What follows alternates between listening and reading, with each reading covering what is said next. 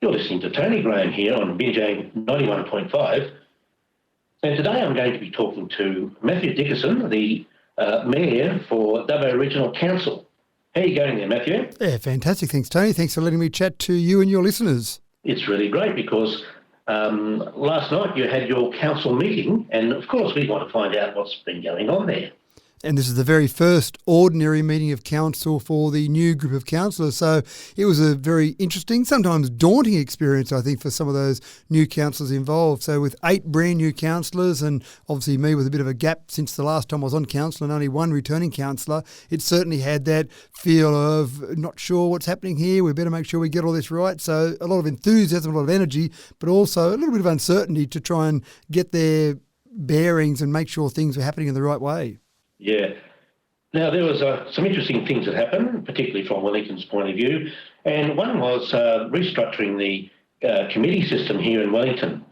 So what's been decided there, Matthew? Yeah, what was really exciting, I think, last night was a number of councillors, in fact, all the councillors brought forward a notice of motion for some issue that they thought was pretty important. And Councillor Ivey, one of your Wellington councillors, brought forward the idea that the committee structure just didn't seem to be quite representative of what people needed. And in particular, Richard was focused on a Wellington consultative committee, some form of committee that gave some people in Wellington a bit of a voice on council. And many years ago, before we had the amalgamation, there used to be this great committee structure where lots of different sections of the community could have some input into council and feel like their voice was being heard and that input was going in. That seems to have been lost. We seem to have lost our way over the last few years in terms of that community listening process. So Richard was very keen to see that reintroduced and in particular have that Wellington focus. So the motion he brought to council and was well supported by councillors was the idea that we look at the entire structure of all those committees, go back and look at committees that existed before. Are they appropriate now? Which committees need to be looked at? And again, that focus on having a Wellington committee, because there was no Wellington committee before, because obviously Wellington wasn't a part of Dubbo Council before. So obviously that's an important one. And even just the structure of those, for example, do we have a Wellington Town Committee or do we have a Wellington Area Committee that includes the places like the Stuart Towns or the Mumbles? So from that notice of motion that went through council, we're organising a workshop that will happen next week to basically look at all those committees, put a clean slate of paper there and look at all that committee structure and come up with a whole new committee structure to make sure we're hearing from the community.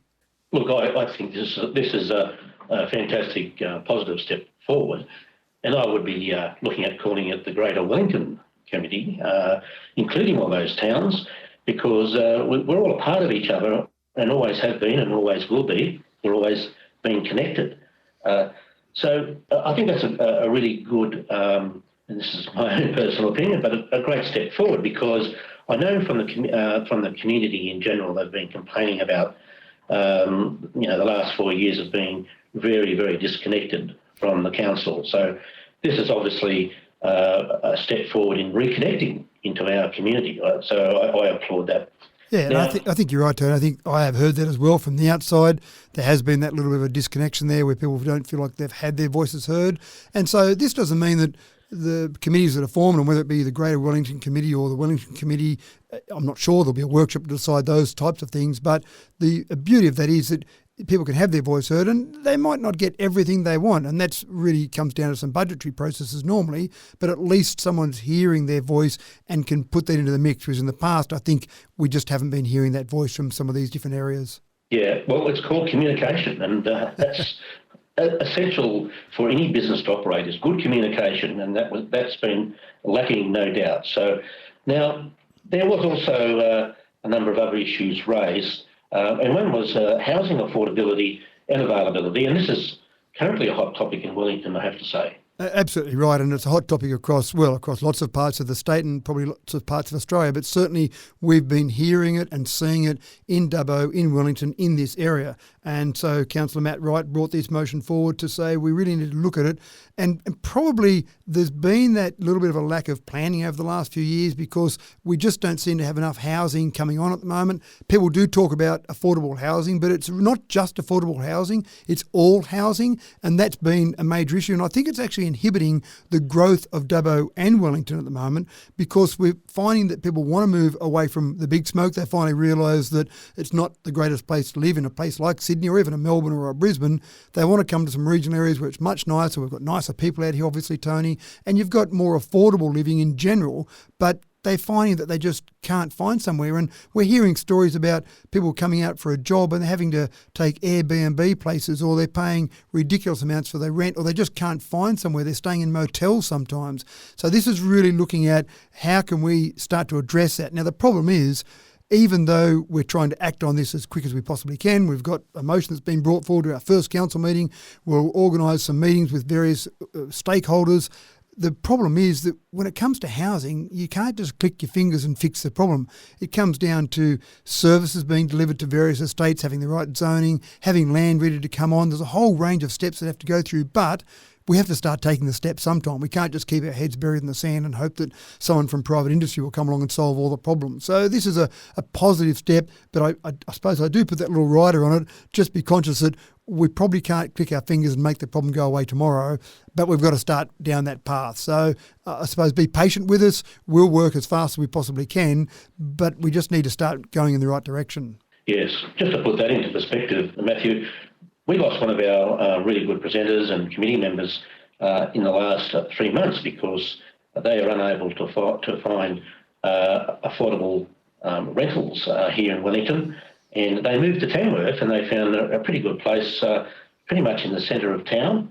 And so a place like Tamworth having more affordable housing than Wellington is what it points to, particularly for when it comes to rentals and people that might be on a pension, for example.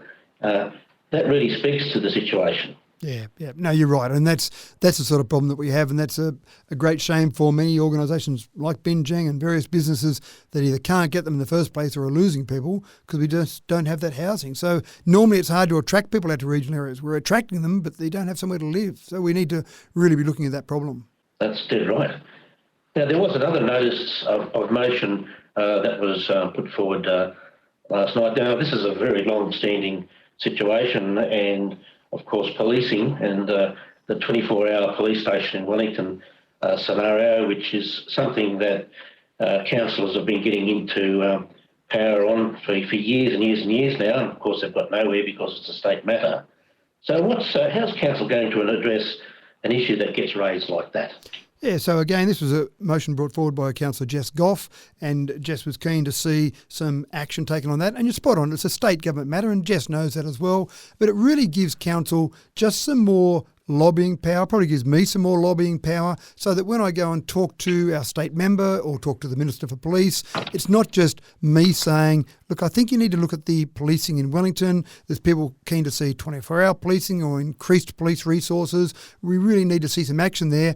It gives me just a bit more weight for me to be able to say, it's not just me saying this, Mr. Minister, it's also the council. There's a resolution of council that says we need to have better police resourcing. We need to have some more focus on resourcing in Wellington. What can you do about it? Now, part of the motion was really to come back with a report to say, what are the resources? What's the reality out there? Because that's part of the problem as well, Tony, with any situation. You'll hear the talk down at the pub, you'll hear the anecdotal information, but you really need to put some data, some facts around it to get the true, correct picture. And so that's part of the motion that was brought forward by Jess, was to say, well, we need to have a report to see what the situation is and then give us some more lobbying power with that data that we've got there. It's probably a little bit different to the drug and alcohol court that was done before. I mean, they spent about $100,000 on an advertising and marketing campaign, and I don't think that's appropriate. Councillors didn't think that was appropriate. That wasn't brought forward as a motion, but just in general, talking to councillors, they didn't think it was appropriate for us to spend money or that sort of sum of money on going forward with some sort of marketing campaign. But it probably was worthwhile to bring forward, just let's have a look at it, let's get the data, and let's give a bit of impetus to some lobbying around this. So, look, I think it's a good thing. I think we really need to just look at that resourcing and see if we can look after Wellington in some better way. Yes, I personally think you're on the right track there, because it's more about resources and effectiveness. Of course, we do have a problem here, and everyone would like to have it solved, but giving a prescription to the government how to solve it is not necessarily the right way to go. You might say that it could be, but really you need to see where what's the most cost-effective way of getting your resources out there? And I would put the emphasis there on the word effectiveness. Yeah, that's right. Now, And really, it's about opening up conversations and having those conversations, Tony. yeah. Now, there's a few other things that happened last night, which I thought, from what you mentioned to me before, there was a few deferrals of some things that were put forward for a very good reason. So you might like to explain that. Yeah, so there was a DA that came forward and a development application that comes to council. Many development applications are processed via the staff because there are lots of things that come forward and lots of things at a fairly small level. This one was a little bit controversial. It was a boarding house in Dubbo to try and address some of that affordable housing, but there were some people that lived around that boarding house that weren't particularly happy with that. So we had 8 objectors. Some people came along and spoke at public forum. And normally when a DA comes to council, it's good for councillors to make the decision to say, yes, we approve that. The staff are recommending approval. We'll approve that. Or we won't approve that. We'll reject this particular DA. And this is one of those rare circumstances, Tony, where I think the best decision was to defer it because we had a group of new councillors getting their heads wrapped around a DA process, getting the time to absorb all of this. They only had the business papers for a few days to actually read it all. There was a lot of information there. So one of the councillors said, I'd like to move an amendment, Mr Mayor. I'd like to actually defer this for a month and just look at it at the February council meeting. And in the meantime, let's have some more discussions with our staff, go for an on-site visit and go forward from there. So there was a bit of debate about that. Some councillors said, no, we think we should just make the decision now. Anyway, it went back and forth a little bit. In the end, council voted 7 votes to 3 to actually defer that decision. But I think that was the right decision. I think that decision to give councillors more time as people learn the processes more.